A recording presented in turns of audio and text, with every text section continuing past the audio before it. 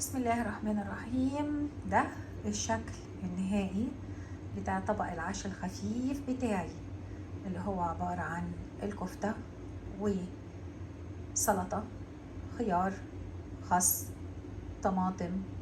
ينفع للرجيم وينفع لمرضى السكر، وخفيف طبعا. ممكن ينفع غدا، ممكن ينفع عشاء، بس العشاء ما يكونش متأخر قوي علشان يكون الأكل اتهضم ويبقى الواحد كده خفيف خفيف.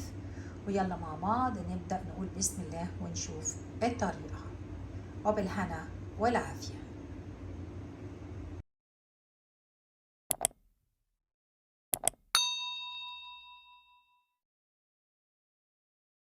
بسم الله الرحمن الرحيم. هنعمل عشاء سريع، كان عندي يا دوبك يعني ربع كيلو لحمة كده مفرومة، ملح وفلفل وبصل وكزبرة وفلفل أحمر وزيت، كله مع بعضه ونسيبه.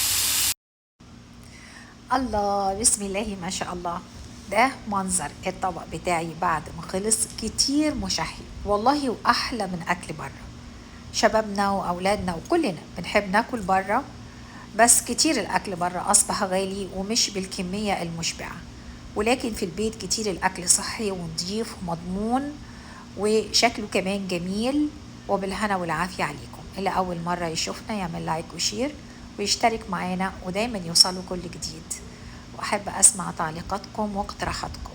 وبالهنا والعافية عليكم. صلى الله على محمد صلى الله عليه وسلم.